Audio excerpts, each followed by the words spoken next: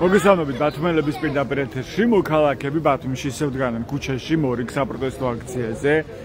უწყვეტი პროტესტი 329 დღეა დღეს და ისევ გრძელდება პროტესტი როგორც რუსთაველის გამზირზე პარლამენტთან ასევე ბათუმში უკვე ტრადიციად ქცეული ადგილია ბათუმისთვის საკონსტიტუციო სასამართლო ასევე სხვადასხვა ქალაქში გრძელდება საპროტესტო აქცია და პოლიტიკურ ქალაქებში დღეს ყველგან ისმის პროტესტის ხმა და მოქალაქეების ძალიან კაფიო და მტკიცე მოთხოვნა რომ ისინი არ შეგუებიან ამ ქვეყნისთვის ევროპის კენმოვალი გზის ჩაკეტვას, ამ ქვეყნის რუსეთის ორბიტაზე გადასვლას და დიქტატურის დამყარებას ამ ქვეყანაში და უცვლელი მოთხოვნებია ამ აქციაზე პირველ რიგში პოლიტიკური პარტნიორების, პოლიტიკური ტყვეების გათავისუფლება, არალეგიტიმური მთავრობის გადადგომა და ხელახლა არჩევნების ჩატარება დემოკრატიულ და სამართლიან გარემოში. ამ მოთხოვნებით გრძელდება საპროტესტო აქციები უკვე 329 დღეა. და მოქალაქეები აჩვენებენ სიმტკიცეს რომ ისინი არ აპირებენ გაჩერებას, ამ წინააღმდეგობის შეჩერებას, ვიდრე არ შესრულდება ეს მოთხოვნები და იქნება ის საფრთხე ქვეყანაში, როცა მიტაცებული ძალაუფლებით რჩება ოცნების რეჟიმი ხელისუფლებაში, ეს არის არალეგიტიმური მთავრობა, არ ყვევს კონსტიტუციას და ყავს ანტიკონსტიტუციური მთავრობა ხელისუფლებაში, რომელიც პირდაპირ არ ყვევს კონსტიტუციის მთავარ მოთხოვნას, რომ ყველა სახელმწიფო ორგანო არის ვალდებული გადადგას ნაბიჯები, რომელიც ხელს შეუწყობს ევროინტეგრაციის პროცესს და ჩვენ ხედავთ ამის საპირისპირო პროცესს ქვეყანაში, როგორ შორდება ქვეყანა ევროპას და არაერთი გზით, არაერთი მეთოდით ამას ცდილობს ოცნების რეჟიმი ქვეყანაში. დღეს რამდენიმე ახალი ამბავი მოხდა ქვეყანაში, მათ შორის ღარიბაშვილმა დაადასტურაო უკანონო შემოსავლების მიღებაო, ამბობს პროკურატურა. თუმცა ღარიბაშვილი და არის ლილუაშვილი, რომელიც ყოფილი მაღალჩინოსნები არიან, სუსის ყოფილი უფროსი ლილუაშვილი და ღარიბაშვილი ყოფილი პრემიერი, ისინი ჯერჯერობით არ დაუკავებია ოცნების მთავრობას, დააკავეს დაკავშირებული პირი, ლილუაშვილთან დაკავშირებული პირი. დღესვე ასევე ევროპარლამენტმა მიიღო გადაწყვეტილება და ევროკავშირის უმაღლესი ჯილდო სახაროვის პრემია გადასცა ბელორუსის ჟურნალისტთან ერთად მზია ამაღლობელს, რომელიც გახავთ გამოცემა ბათუმელების გაზეთის საფუძვლებელი და დირექტორი. თქვენთვის რომ მზია ამაღლობელი არის უკანონო პატიმრობაში პირველი ქალი პოლიტიკური პატიმარია საქართველოში საბჭოთა კავშირის დაშლის შემდეგ. და სწორედ ამ შემთხვევებზე მინდა რომ ველაპარაკო დღეს ბათუმის საპროტესტო აქციის მონაწილეებს, რომლებიც ისევ დგანან ქუჩაში აი უწყვეტ საპროტესტო აქციებზე და არ აპირებენ ამ ბრძოლის შეჩერებას, მაშინ როცა ძალიან კაფიოდ ჩანს როგორ მყარდება ქვეყანაში დიქტატურა. მოდი ლადო აფხაზავას გავესაუბროთ. საღამოშიდობის ლადო ბოდიში გაწყვეტილ საუბარს, მაგრამ პირდაპირ ეთერში ვარ და შემდეგ გააგზავნოთ ალბათ. მოგეთ გვაინტერესებს ბოლო ამბებზე თქვენი შეფასება, მათ შორის მზია ამაღლობელის შემთხვევა, სახაროვის პრემია მიენიჭეს მას, ევროკავშირის უმაღლესი ჯილდო. დამეწყო ბათუმელებს გილოცავთ ამ ღირსეული ადამიანის, ჟურნალისტის ასეთ აღიარებას მსოფლიოს მხრიდან, იმიტომ რომ მეტად მნიშვნელოვანი ადამიანი, რომელიც სახელმწიფო მასე გაიმეტა, ხელისუფლება მასე გაიმეტა და მისი ხელისუფლება არ აფასებს და აფასებს მსოფლიო და აღიარა მთელმა მსოფლიო. მე ბათუმელებს ყველა თითოეულ ჟურნალისტს, ვინც საქართველოში ღირსეული ჟურნალისტია, ყველას ულოცავ მზიას ამ აღიარებას. და ეს არის ერთგვარად ყოველს ჯილდო, მგონი, ვინც იბრძვის დემოკრატიის. თითქმის ოსკარის დაჯილდოებაზე, რომ ოსკარს მიიღებს მსახიობი. მაგრამ ეს ასევე არის ყოველთვის ჯილდო, ვინც იბრძვის დღეს საქართველოში, რომ გადაარჩინოს დემოკრატია, რომლის სიმბოლოც არის ერთგვარად მზია ამაღლობელი. ყველა ჟურნალისტისთვის ძალიან დიდი სტიმულია და ამით ყველა ჟურნალისტმა იცის, რომ რამდენად მნიშვნელოვანია ღირსეულად ამ სპეციალობით თავისი პროფესიის პოპულარიზაციას აი მზიამ ძალიან დიდი პოპულარიზაცია გასწია, იმიტომ რომ დღეს არა მარტო ხალხმა და ჩვეულებრივმა ადამიანებმა, არამედ მოსწავლეებმაც ნახეს, რომ დღეს მზიამ მიიღო. რატომღაც ერთ-ერთი ახლო გარემოცვაში მყავს ადამიანი, რომელმაც სოციალურ ქსელში, როდესაც გავიზიარებ მზიას ეს წარმატება, თხოვა რომ ძალიან გთხოვთ მაგი არ გაიზიარო, გეხვერწებიო რომ არ დადო, მაგრამ მეორეჯერაც გავიზიარებ, რაც შეიძლება მეტმა ადამიანმა რომ ნახოს. აი დღეს უკვე მზია შემდეგ შეიძლება ვილაპარაკოთ ახლა ამ წუთებში თბილისში დაკავებებია და თვითონ ქუჩაში აკავებენ ადამიანებს რუსთაველის ქუჩის გადაკეთების გამო ისე. და ასევე სახაროვის პრემია ასევე ნიშნავს ერთგვარ დანახვას ხო ევროკავშირიდან რა ხდება ახლა საქართველოში როგორ მყარდება აქ ავტორიტარიზმი და დიქტატურა ხო რუსული წესები. ყველა ნიშნები არის ამისთვის და აი როდესაც გამოაცხადნენ ამ ევროპარლამენტში რომ მზია ამაღლობელს გადაეცა ეს პრემია, ჩემთვის ძალიან სასიამოვნო იყო და აი ცნობლებიც კი წამომივიდა, იმიტომ რომ ძალიან მაგარია, როდესაც ქართლს აჯილდოებენ, თანაც აი ასე გაწირულ ქართლს, რომელიც გაწირა რეჟიმმა არაფრის გულისთვის. ისე მეორე სრულ ეს აჩვენებს რა მდგომარეობაში და რა ეტაპზე არის ქვეყანა, ხო, როგორ ყალიბდება აქ დიქტატურა. და ამას ამჩნევს ევროპა და ჩვენ ალბათ უნდა გქონდეს უფრო მეტად გააქტიურების იმედი ევროკავშირისგან. ევროპა კი არა თვითონაც ამჩნევენ, რომ დიქტატურისკენაც რომ მიდიან, იმიტომ რომ უკვე ისეთებმა მოიღენ ხმა და სხვადასხვა ჩვენთვის ქართველებისთვის ძალიან ავტორიტეტული ადამიანების რაღაც ინტელექტუალურ შესაძლებლობებზე დაიწყენ ლაპარაკი, რომ აი მაგალითად გოგი გახარიაზე ნინო წილოსანი აკეთებს განცხადებას და აი კიდევ არის სხვა დეპუტატები, რომლებიც ხვის კომპეტენციებზე ძალიან უხეშად საუბრობენ და ეს ყველაფერი ნიშანია იმისა, რომ აი თურმე საქართველოში მარტო ეს დეპუტატები არის და ქართული ოცნების წარმომადგენლები არიან მაღალი კომპეტენციის და სხვა ადამიანები არ. აქედან გამომდინარე, რაც ხდება საქართველოში, მე ვფიქრობ, რომ ძალიან ცოტა დრო დარჩათ მათ და ხო ყველა უყურებთ თუ შიდა დაპირისპირებები სანამდეა. რა ხდება ოცნების შეგნით თქვენ როგორ უყურებთ ამ პროცესს? იგვე ლილუაჩთან დაკავშირებული პირი დააკავეს, ასევე ირაკლი ღარიბაშვილმა დაადასტურა ნაწილობრივ ამ ქონების, უკანონო ქონების შემოსავლების მიღება. აღიარა და აი ყველაზე დიდი სამარცხვინოა, აი ადამიანი, რომელიც აქამდე ვიმტკიცებდა, რომ ჩვენ ვიყავით რადიკალები, ჩვენ ვიყავით რომელიღაცა პარტიის ხალხი, პარტიაში დანომრილი ხალხი და აი საშინელად არაქართველებს გვიწოდებდა ეს კაცი თურმე, ეს კაცი დღეს აღიარა, რომ უკანონო შემოსავლებს ღებულობდა და ამ შემოსავლების შენარჩუნების მიზნით შენი ჭირიმე ყველას განლანძღავდა აბარასიზამდა, მაგრამ ეხლა ბიზნეს ვერ ლანძღავს. ალბათ რომ დაადასტურა ბოლოს, დაკითხვის ბოლოს ალბათ მაინც თქვა დიდი მადლობა ბატონო ბიზინა და ბატონო ბიზინამ გაგხადა კაცი და ბოლოს ბატონი ბიზინა მოგიღებს და ასე მოუღებს ყველას. ეს აჩვენებს თქვენი აზრით იმას, რომ რაღაც სუსტდება ქართულ ოცნებაში, ანუ ძალაუფლების ჩვენ ვინც პროტესტს გამოვხატავთ, არ გვეშინია და არც დაჭერის გვეშინია, არც არაფრის არ გვეშინია. ქართული ოცნების წარმომადგენლებს ეშინიათ. კაცო, უკვე სურათები წაშალენ ღარიბაშვილ და სტატუსები რო დაწერენ, არაჩვეულებრივ პრემიერი ყავს ამას. ახლა ხომ აქებენ იმას, კობახიძე, რა ქვია მეორე ირაკლი კობახიძეს. ახლა კობახიძეს რომ მიადგება სუსი, მე კობახიძის სტატუსებს, სურათებს წაშალენ. მაგრამ ამით რამე ემუქრება თქვენის აზრით ძალაუფლებას, რომელიც ხელმიტაცებული აქვს ივანიშვილის ძალაუფლება და აკონტროლებს ყველა სახელმწიფო შტოს, იგივე პოლიცია, სასამართლო, პროკურატურა. აი ამ კუთხით მის ძალაუფლებას ემუქრება რამე საფრთხე, რისკი რომ შეიძლება ეს მოირღვეს ამის ნიშნებს ხედავთ. ემუქრება კი არა ეს ყველაფერი ახლა კობახიძეც არა სულელი. კობახიძემ შეიძლება ბიზინა დაგვიჭიროს ცოტა ხანში და ჩვენი დასაცავი შეიქმნას. ეჭვგებარება, მე მაგალითად არ გამოვრიცხავ, რომ რაიმე კობახიძე ყველაფერზე წამსვლელი. და შეიძლება კობახიძემ თუ იგზნო რომ რაღაც როგორც ღარიბაშვილს დაემართა ისეთი რამეს უპირებს ვიღაცა გაიმეტებს. ამიტომ ბატონო ბიზინა, ცოტა თხილად იყავით, ბატონი კობახიძე არა, სანდო, იმიტომ რომ თქვენ რუსეთს ძალიან ძვირი უждებით და კობახიძე არაფერი არ უждება. ამიტომ საშიშროება არის ამის. მე ვფიქრობ, აი, ლოცულობ იმას, რომ მართლა ჩვენი საპატრონო არ დარჩეს ბოლოს აი ბიძინა. და მე არ მოვიწყას თავში ხელი, ეს ხალხი გავაძღე, დავაპურე სახლებიდან სიმდიდრე და ბოლოს ჩვენ არ შევჩეს დასაცავად. მე რატომღაც ასე მგონია ეს ჩემი სუბიექტურია თუ ობიექტურია, მე ასე ვფიქრობ.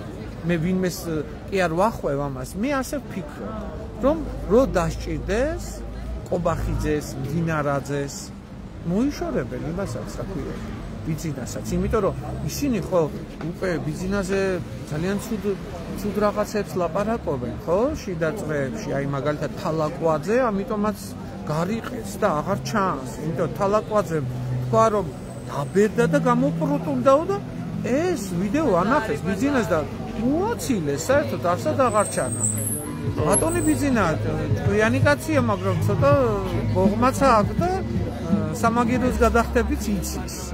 ამიტომ ჩვენ ახლა პატარა სპექტაკლი გვაქვს ჩვენ ქართველებს და ვუყურებთ ქართულ ოცნებაში შიდა დაპირისპირებები როგორ მიმდინარეობს ხან აღიარებს პრემიერ-მინისტრი, ახლა ვიღაცა სხვას დაიჭერენ, მერე სხვის ოჯახებში შედიან, იმას გაჭრიკავენ და დღეს მილიონნახევარი ნახენ თუ რაღაც კიდო მილიონები ნახენ ვიღაცის ოჯახში და ასე მიდის.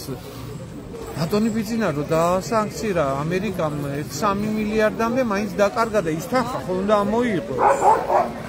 უნდა ამოიღოს, ახლა 3 მილიარდი ტელეკომპანია იმედში, ახლა მისი პირით და მე ჩემი ფულის დაბრუნებაზე ვფიქრობ და არა ქართველების კარგად ყოფნაზე და რაღაც შეუმსუბუქო ეკონომიკური სიდუქჭირე, არა. მის თავზე ფიქრობს. ხო და ეს ქართველი ხალხი, რომელიც სახში ზის, არ ახმოვანებს, არ გამოდის, არ აპროტესტებს, არა, მის თავს არ უნდა მიხედო? იმიტომ რომ აი ძალიან მაგარი სიტყვა თქვა ერთმა ადამიანმა, აი მაღალსართულიან სახლში პირველ სართულზე რო ცეცხლი წაიკიდება, მეათე სართულზე ვინც ცხოვრობს, ის არის მშვიდად, მაგრამ მშვიდად ბოლომდე არ იქნება ეს ცეცხლი, რა თქმა უნდა, სართულ მეათებდეც არის. ყოველს მიადგება ეს სახლი. ყოველს მიადგება ეს ცეცხლი. ამიტომ ნუ გონიან ურავის რომ აგერ მარტო ლადო და ვიღაც თქვა სხვა ციალა ქათამაძის და ან ვიღაცას პრობლემა მაგი. თქვენი პრობლემებიცაა ხალხმა ახლა ვინც უყურებდა, მაკრიტიკებთ და მლანძღავთ და ძალიან აი თქვენი შვილებისთვისაც ვგავართ.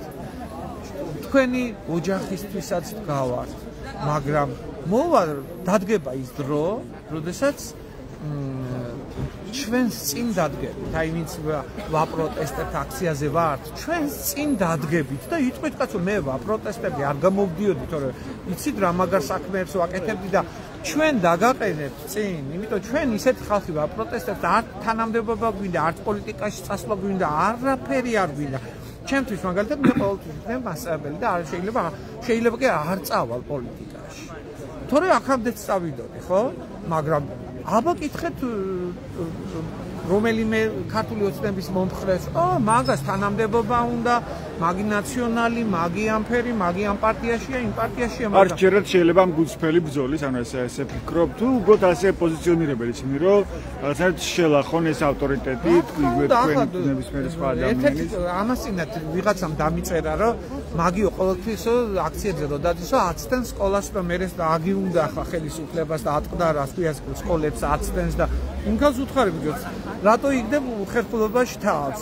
შენ რომ წერ რომ ლადო აცდენს გაკვეთილებს, ისე შენ მერე უნდა დამიდასტურო აგი. თორე სასამართლოს მიმართავ მეთქი და როვე და მერე შეეშინდა და მერე მითხრა რომ მეო კაცო ასაკში ვარ ჩემი შვილსო სიმსიმი აქო რამე ბიჭო შენ შვილს რომ სიმსიმი აქ და მე რომ ლანძღავ შვილს უკურნალე შენი ოჯახს მიხედე ან რამეთი დამეხმარე თუ არა და ახლა სისულელებს რო წერ და მე ბოდიშები მიხარ და საღამოს დამირეკა და კონტროლი არ აღმოჩნდა რაც ჩეჩნოვაშია რეალური ადამიანი რო იყო თორე ახლა ტროლებს და ბოტებს უკვე ხვდებით და თქვენ ზოგიერთი მათგანი ტროლი რომ დამიწერს შენი ასე შენი ისე ის რეალური ადამიანი გონია და ჩვენ გულსაც არ ეკარება, იმიტომ ტროლია და ბოტია და სისტემა აკეთებს ამას, მაგრამ ჩვენ ვხვდებით რეალური ხარხნები და მთელი მანქანა ადამიანს რომ გაიშავა ადამიანი ასე რატო გააკეთე უი ბოდიშ გიხდით კაცო მე ავყევი ამ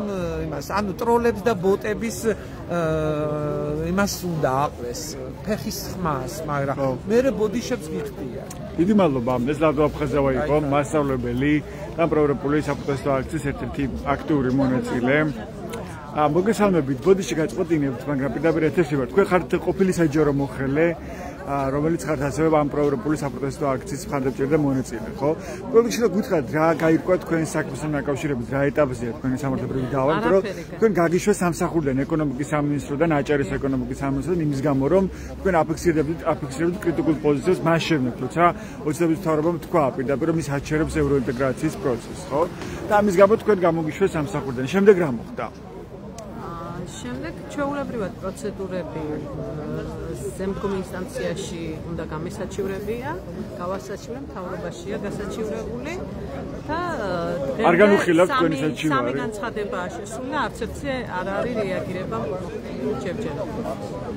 და აქ ვალდები არ არის დარღვეული, არ ქონდათ ვადა რომ განიხილავთ ამ არ არის გაწერილი, ჯერ უნდა განიხილოს ვალდებული არიან ჩანიშნონ უსმენა და მხოლოდ ამის შემდეგ შემიძლია წავიდე სასამართლოში და რადგან პასუხს არ მცემენ ველოდები მეც ძალიან საინტერესოა პირველ რიგში მათი პოზიცია რომ შეგახსენებთ რა ჩაწერეს მაშინ ბრძანებაში რომ თქვენ გაგათავისუფლეს რომ რეპუტაცია შეულახე სამინისტროს დღეს განსაკუთრებით სასაცილოდ ჟღერს ეს ჩანაწერი მაგრამ ან თქვენი კომენტარებითო თუ თქვენი Facebook პოსტებით პოსტებით რომ საჯარო მოხელეებს მიუთითე რომ ჩვენ ხალხის გადახდილი გადასახადებით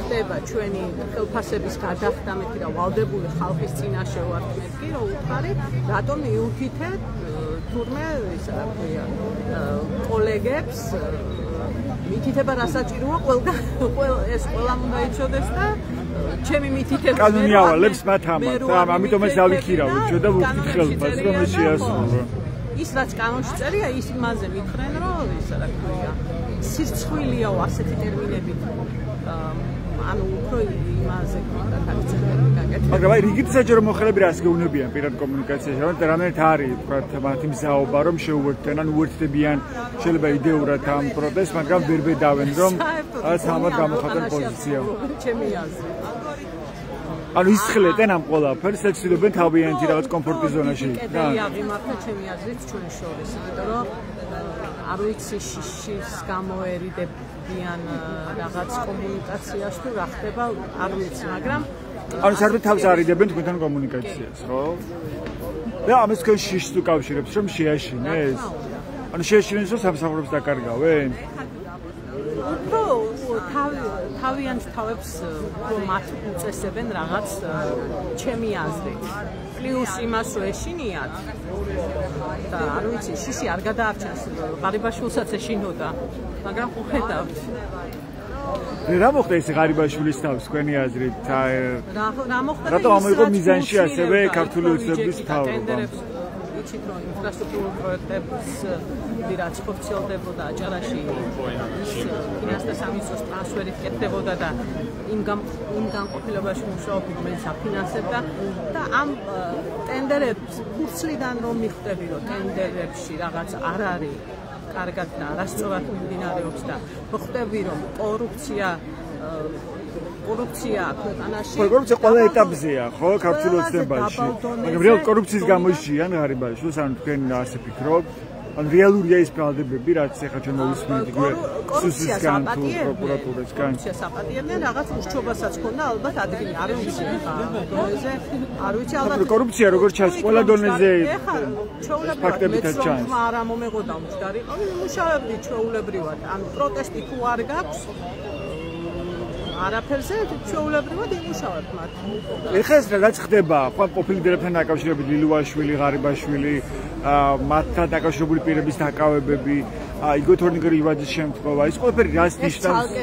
ეს ცალკე კიდე სამარცხვინო თემა, გულისამრევია, ძალიან ბევრი საჯარო მოხელის პოზიცია ადამიანმა თვითმკვლელობასა და მე ადამიანმა რომელმაც მიიღო მონაწილეობა ჩემი სამსახურიდან გამოშვებაში, თანაგრძნობა გამიჩნდა და ელემენტარული რომ ყვება ხო ამ დროს ადამიანი და არც ერთის ნათქვამი სიტყვა არ გამიგია და არ თქვა რამე კომენტარი.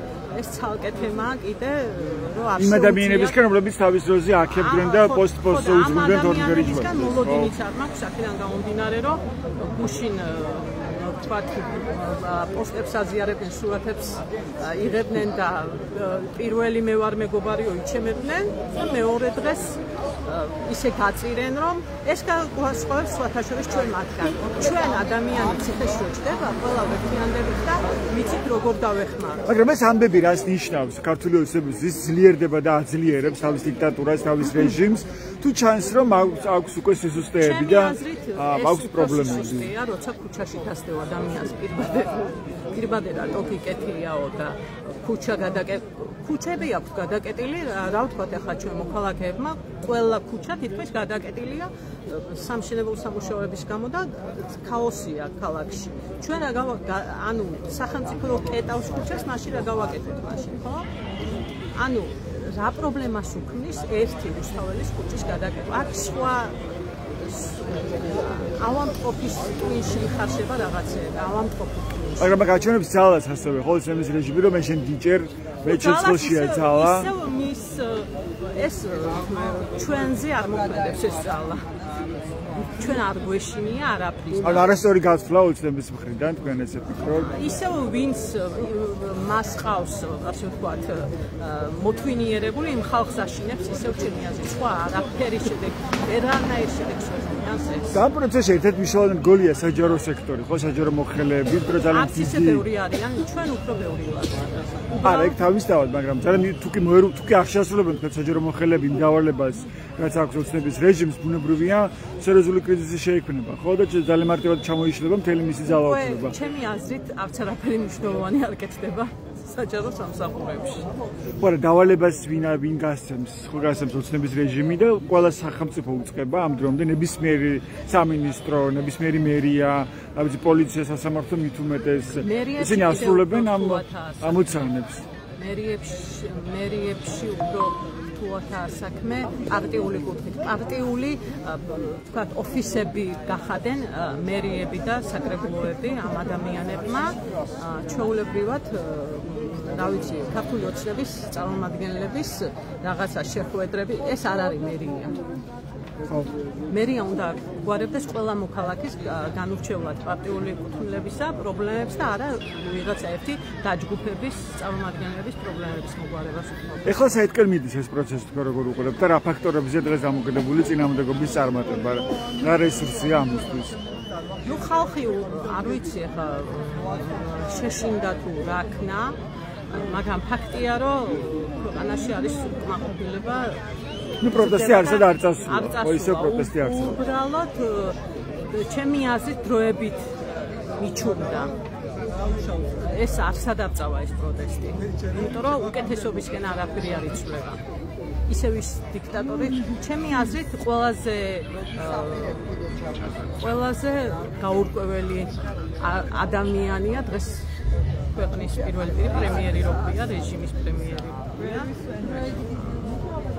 ძალიან არაადეკვატური გადაწყვეტილებები აქვს. მაგრამ რა შეუძლია წინააღმდეგობას და რა შემთხვევაში შეუძლია რომ მან დაახევინოს უკან ივანიშვილის რეჟიმს? ბევრი ხალხი მხოლოდ ეს მოქმედებს. ბევრი ხალხი იყო თქვა 4 ოქტომბერს გამოსული ქუჩაში. 4 ოქტომბერს არ იყო საკმარისი. არ კიდევ უფრო დიდი რაოდენობა, მაგრამ რა შეიცვლებოდა ამით? ეს ერთ დღეს შეგეშინდა და ანუ გამოიქეცი და შედის სახლში და ეს ასე არ უნდა მოხდეს. მეორე დღესაც იმდენივე უნდა. ანუ მუდმივად უნდა იყოს უწყვეტი ხალხმრავალი აქცია და ეს იქნება რაღაც ერთგვარი გამოსავალი და ასე ხედავთ. დიდი მადლობა. თქვენი სახელი შემოხსენეთ? ლელა მიქელაძე. მადლობა ლელა. ზურაბ, გითხარით თქვენი მოსაზრება ზურაბ ირემაძე, მოქალაქე, პროევროპული საპროტესტო აქციის მონაწილე. მოდი გითხარით პროექტში ირაკლი ღარიბაშვილის შემთხვევა, ირაკლი ღარიბაშვილიზე გავრცელა განცხადება დღეს სუსმა, რომ აღიარაო უკანონო შემოსავლების მიღებაო. თუმცა დაკავებით არ დავკავებიათ არც ღარიბაშვილი, არც ლილუაშვილი, ჯერჯერობით არ კეთდება ამაზე დაკავშირებით რაღაც განცხადება ბრალის წარდგენის კუთხით, ხოდი ლილუაშვილთან დაკავშირებული ერთი პირი დააკავეს სამსაღამოს. რაც აჩვენებს თქვენთვის ეს ამბავი. მე არ ჩავარდები ილუზიაში, ზოგიერთი ვერა სავარდნიანი ილუზიაში, რომ ხელისუფლება უსვა ჩამეიგრება და რაღაც მარტივად და არა, მე ივანიშვილი კარგად გავიცანი საკმარისად, მაგას ანაკოლი გასწულად არ ეძახენ მოსტეში. ანუ რა შალიცობს ახლა საზოგადოებაში შალიცობს ერთადერთი. მე ხომ დავამარცხე ერთი პარტია, კონკრეტულად ნაცნობროვი. ახლა ჩემ გუნდსაც ვამარცხებ, თქვენი სიყვარული და გამომდინარე. ყურე რა შალიცობს. და სინამდვილეში მას აქვს სხვა დარგი. ვირთხა რომ ჩაამწყრიო მაგალითად ძალიან ბევრი 5-6 ვირთხა და ერთ-ერთი რომ ძლიერი იქნება და 5 შეჭამს 6 და ხო მაგალითად იტყვა. ესეთი სცენარი მიმდინარეობს. ვირთხასებით მიწყრეულია ივანიშვილი, დანარჩენი ვირთხები შეჭამა თავის გარშემო, მაგრამ ახლა რა თქმა უნდა საზოგადოებას აჩვენებს რომ ხედავ მე ესეთი ერთგული კაცი ვარ რომ აგერ ჩემს გარშემოცა არ ვინდობ არავის. და მე ვფიქრობ რომ მართლაც ებზვის კორუფციას ამას თამაშობს. არა, მართლაც ებზვის კი არა, ებზვის. მაგრამ უყურე რა ვარიანტს აკეთებს. აჩვენებს საზოგადოებას, მაგრამ მე ისე მიყვარს ქართველი ხალხო, მაგრამ ჩემ გუნდსაც არ მინდო. მაგრამ ამზადებს სხვას.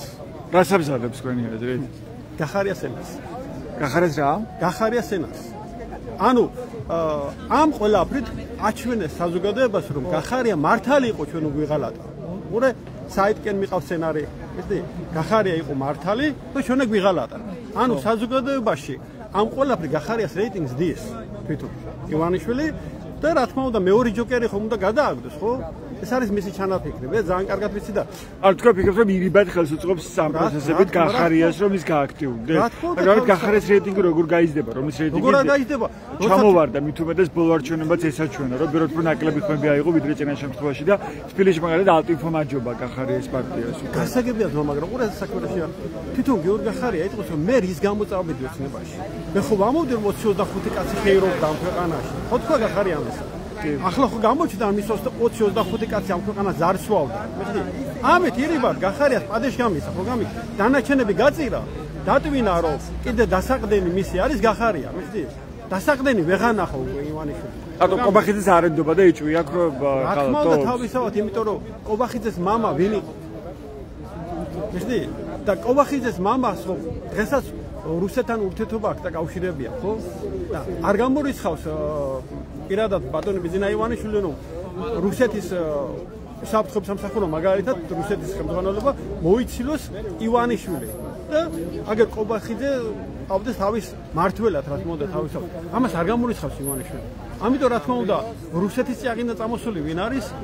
გავიხსენოთ აბა გახარია და გახარიას ამზადებს, ხო გამიგე ერთგვარ ნიადაგს უმზადებს.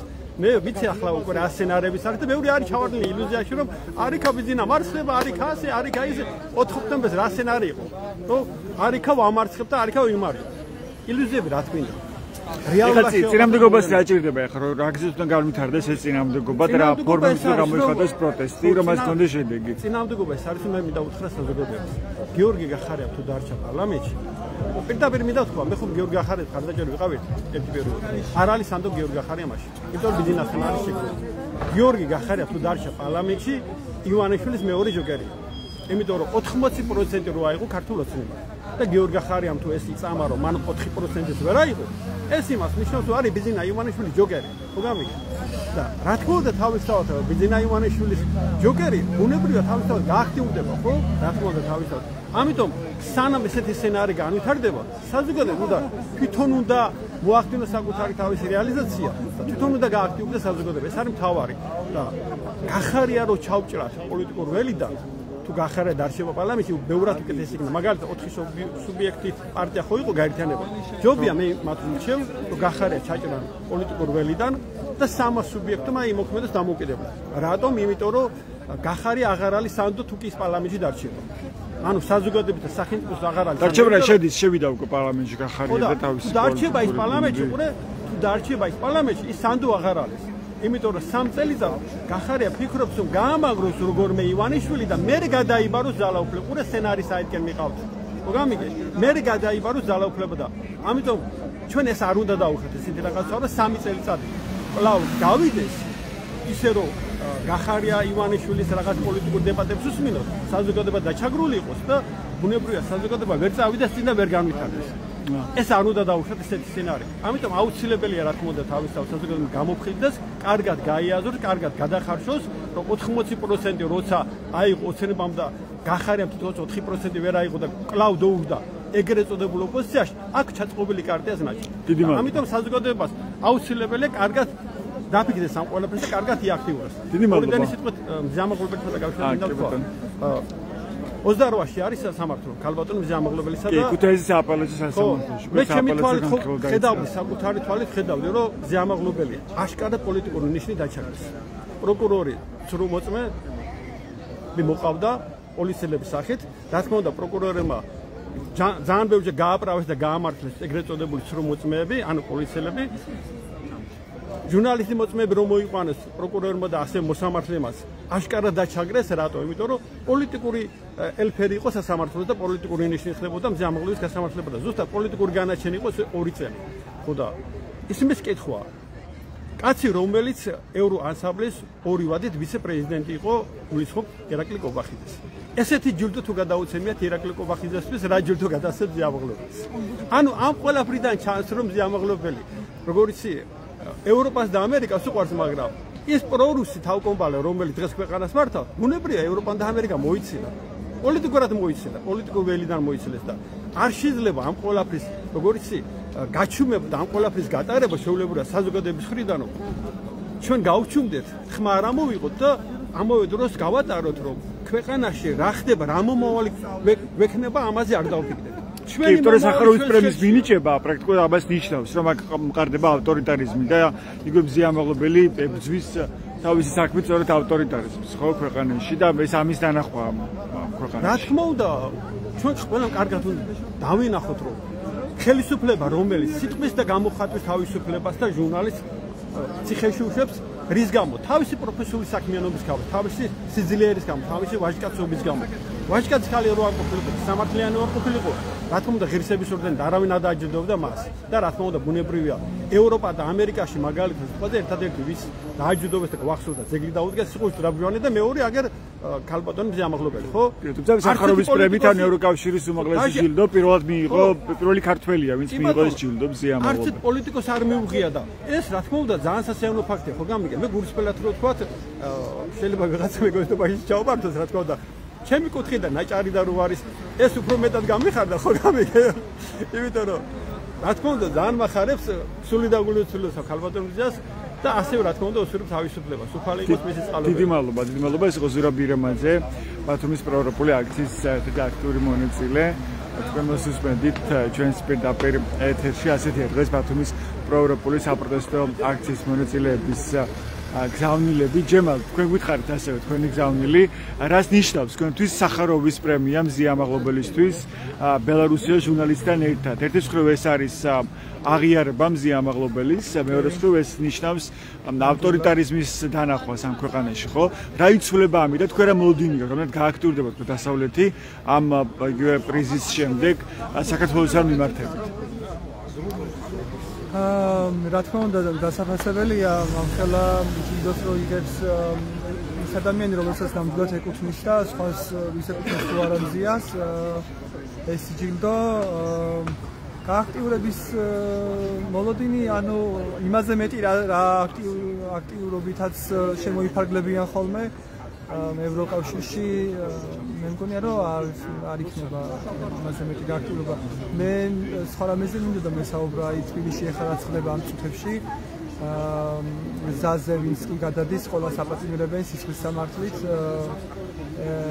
12 ადამიანია მე მგონი ჯერჯერობით არ ვიცი მოიმატებს ალბათ რაოდენობა როდემდე უნდა გაგრძელდეს ეს ტერორი ამ ქვეყანაში არ ვიცი ძალიან შემაშფოთებელი და დამამწუხრებელია და გამაღიზიანებელი და გამაბრაზებელია ის ფაქტი რომ ზაზე გადასვლის გამო უბრალოდ რომ გადახვიდე რუსთაველი რომ გადაკვეთო მაგის გამო იჭერენ სისხლის სამართლით ადამიანებს წარმოუდგენელი სისასტიკე და სიბოროტოა ამ ქვეყანაში დასადგურებული და ალბათ უფრო გაძლიერდება ეს ყველაფერი, დღითი დღე ძლიერდება, რა თქმა უნდა. მათ შორის დააკავეს უკვე ისინიც, ვინც ტროტუარზე იდგნენ და გზის სავალნაზეც არ კეტავდნენ. აქტივისტების ცნობით დაკავებულთა შორის არიან ვაჟა გაფრინდაშვილი, ლორენა ბერია, თამუნა გიორგაძე, გიორგი ელიაშვილი, დიახ, შაკო ბაღდოშვილი, თამარ ლორთქიფანაძე, იოსებ ხეოშვილი, ნიკოლოზ შურღაია, ლუკა გოგია, ნეკა ნათალაშვილი, თეკო ტაპატაძე, დავით ასანიძე და მარია ტალიაშვილი. თუმცა როგორც ვთქვი, სავარაუდოდ ისინი დაკავებული არიან ადმინისტრაციული წესით, თუმცა სიტუაციას პირდაპირ პატიმრობას. ჯერ არ ვიცით, გავიგებთ, იმიტომ რომ თვითონ ახლა გადაწყვეტენ იქ მილიციაში რა მუხლებით დაიჭირონ, ვინ როგორ დასაჯონ, ვინ როგორ დააშინონ და მათი რეპრესიული კანონით რაც მათ მიიღეს, პირდაპირ დაპატიმრებაში თვალისწინებს ქუჩის გადაკეთება. ისეთი კანონები აქვს მიღებული, რაც უნდათ, როგორც უნდათ, შეუძლიათ ყველა ერთდროულად გამოიყენონ. ჩვენ მოქალაქეებმა რა უნდა გავაკეთოთ ამ დროს, თქვენ როგორ უყურებთ? მოქალაქეებმა, აი, არ ვიცი, ცოტა ისე შეიძლება ჟღერდეს, რა ქვია, ცხადმა ხერხეულიძის ლეგენდა რო არის, ხო? ბოლო რჩება დედა და დედა იღებს დროშას ხელში და აგრძელებს ბრძოლას, ხო? აი ესე უნდა მოიქცეთ ჩემი აზრით, ანუ იმიტომ რომ ყველას ვერ დაგვიჭერენ. და რა შვება ის? ყველას ვერ დაგვიჭერენ, ფიზიკურად არ არის ამდენი, რა ქვია, ადგილი ციხეში, ეს ფიზიკურად რომ ვთქვათ და ბოდიში ძალიან იქცევს ყურადღებას, რაღაცა ის არის კონფლიქტია. ხო, ანუ სოლიდარობა არის აუცილებელი ამას ამბობთ. პირველ რიგში სოლიდარობა, ყოველთვის ვამბობ ამას, რომ სხვისი უბედურება ჩვენ უნდა გავიზიაროთ, როდესაც ასეთ უსამართლობას აწყდება უბრალო ადამიანები რეჟიმისგან. იმიტომ რომ ჩვენს აუცილებლად, როდესაც შეგვემთხვევა, ჩვენს დავიჩაგრებით, ანუ ყველანი სხვადასხვა ნიშნით და კუთხით ხო ჩაგრულები ვარ ზოგადად ცხოვრების მანძილზე, ხო? ჩვენ შეგვეხება ეს და არავინ აღარ გვეყოლება ის ადამიანი, ვინც ჩვენს ანუ აგვეხმარება რაღაც სიტყვა შეგვაწევს, არ ვიცი, იქნება ჩვენს მიმართ სოლიდარული. და შეეხება რასავარია ყველას, არა იმათ, ვინც საპროტესტო აქციაზე დგას. არავინ ნებისმიერ ადამიანს ხო, ან ძველ ხოცებს უსამართლო ქვეყანა დიქტატურა არის ყველასთვის და არა რაღაც კონკრეტული ჯგუფისთვის. კონკრეტული ჯგუფის, კონკრეტული ადამიანებისთვის კი არა, ანუ მარტო ნაცებს კი არ დაშის, ანუ ყველას დაგშის, ანუ ამიტომ არ ვიცი, რა იქნება დაგველის ნახოთ.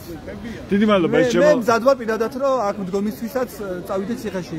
იმიტომ რომ ვიცი რომ ეს იქნება აბსურდი, რის გამოც დამაკავებენ. დიდი მადლობა.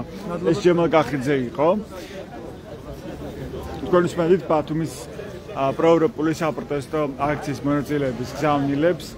ასეთი იყო დღეს პროევროპული აქციის მონაწილეების შეფასებები ბოლო პოლიტიკურ პროცესებთან დაკავშირებით. ეს თურმე ჩვენს ვებგვერდებს ბათუმელები ჯი-დან გაზეთი ჯი რომ მიიღოთ განახლებული და საანდო ინფორმაცია. მადლობა ყურადღებისთვის, მდროებით.